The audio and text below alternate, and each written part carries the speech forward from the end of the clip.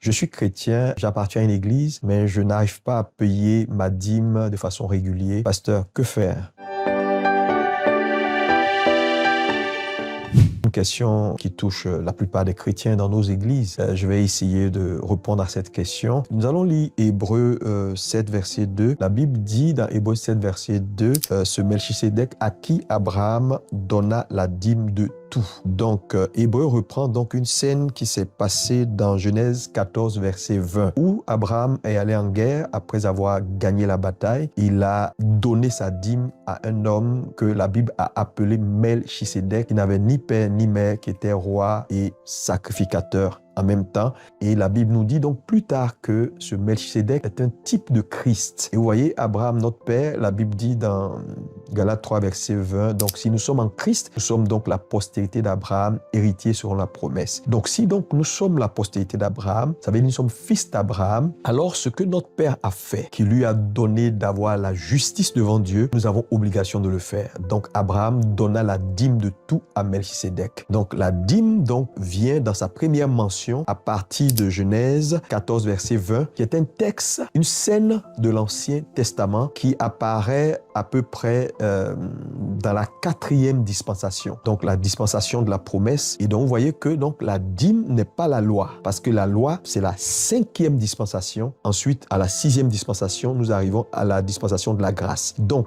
si la dîme donc apparaît à la 4e dispensation, qui n'est pas la dispensation de la loi, alors la dîme n'est pas la loi. Tout ce qui raconte que la dîme, c'est la loi, la dîme n'est pas la loi. Autre chose que je voulais dire, la dîme, en fait, c'est un principe de vie. Dieu donc, qui est créateur de tout, a fait l'homme à son image, a tout donné à l'homme. Et donc la dîme n'est que un principe de vie qui maintient Dieu dans cette relation avec sa création. Donc lorsque nous ramenons à Dieu ce qu'il nous a donné, c'est une façon de lui être reconnaissant. C'est pourquoi la Bible appelle notre travail le fruit de nos mains. Maintenant, si ton travail ou ton salaire est le fruit de tes mains, alors tout fruit a une semence. Et pour perpétuer donc un fruit, il faut juste ramener la semence en terre. Donc ramener la dîme à Dieu, c'est une façon de perpétuer la bénédiction que Dieu nous a donnée. Donc je voulais encourager un chrétien à ne pas écouter ceux qui sont sur Internet, qui racontent leur vie et à faire ce qui est la volonté de Dieu. Jésus, lorsqu'il est venu, il a dit que vous donnez la dîme de tous vos revenus, mais je vous conseille de le faire ce qui est la justice. Mais en le disant dans Matthieu 23, 23, Jésus n'était pas en train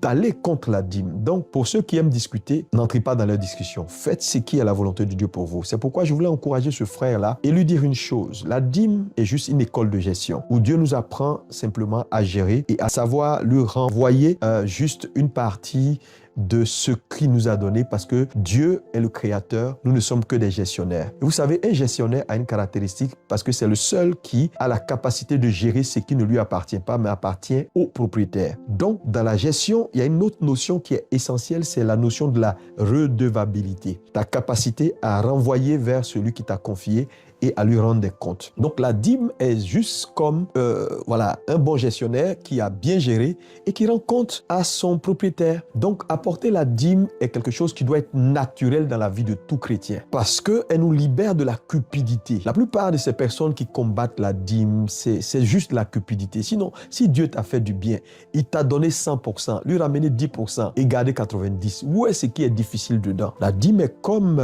pour nos sociétés aujourd'hui, nous payons nos impôts pour que l'État puisse prendre soin des routes, des lumières et rendre la vie plus agréable. Donc, apporter la dîme à l'Église, l'Église est une institution qui ne reçoit pas de subvention de l'État. C'est la seule institution, l'Église, qui ne reçoit de subvention de personne, mais qui arrive à tenir. Je vous donne un exemple simple. Imaginez un restaurant qui ouvre et qui dit aux gens, venez manger gratuitement. Est-ce que ce restaurant peut faire un mois? Elle ne pourra pas parce que les gens viennent, ils mangent et on dit, payez ce que vous voulez. L'Église est la seule institution où les gens viennent, reçoivent la parole de Dieu, mangent la nourriture spirituelle, on leur dit donnez ce que vous voulez. Vous comprenez? Mais malgré cela, cette église tient. Pour dire quoi? Elle tient par la puissance, elle ne tient pas par les dîmes et les offrandes. Donc arrêtez de dire oui, la dîme enrichit les hommes de Dieu. Non. Dieu a la capacité de payer ses serviteurs qu'il embauche à son service. Donc, frères et sœurs, et surtout toi qui as posé cette question, je voulais te dire, repars vers Dieu. La dîme est juste un acte de reconnaissance. Dieu nous a fait du bien, nous lui ramenons 10%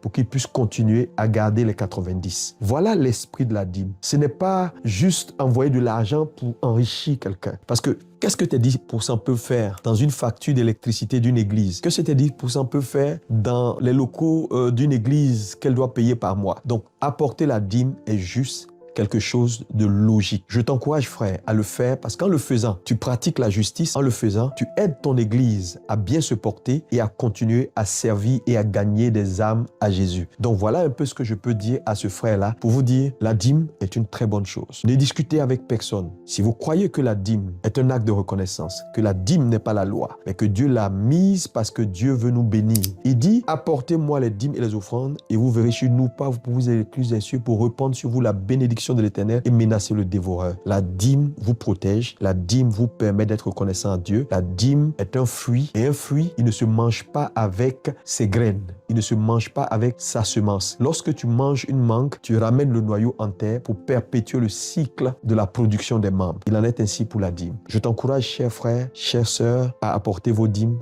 à la maison du trésor. Vos vies ne manqueront jamais de rien. N'écoutez pas ceux qui racontent leur vie, ceux qui vont combattre et ceux qui viendront écrire et dire n'importe quoi. Gardez votre foi en Dieu, faites confiance en Dieu. La dîme est la volonté de Dieu. La dîme est bonne parce qu'elle vous garde, elle vous protège. Lorsqu'on vous demande de ne pas le faire et lorsque vous ne payez pas vos dîmes, vous n'apportez pas vos dîmes à l'Éternel, vous ouvrez des boulevards pour que l'ennemi puisse atteindre à votre vie. Je prie que la grâce de Dieu vous soit multipliée. Dans la nouvelle alliance, on ne paye plus de dîmes. On n'apporte pas amour, on n'apporte pas révélation, on n'apporte pas reconnaissance. Que cela soit ta posture, que Dieu vous bénisse. J'espère avoir donné quelques éléments de réponse. Et si vous avez besoin de questions approfondies, contactez-nous. Nous allons nous faire le plaisir de vous apporter l'éclaircissement.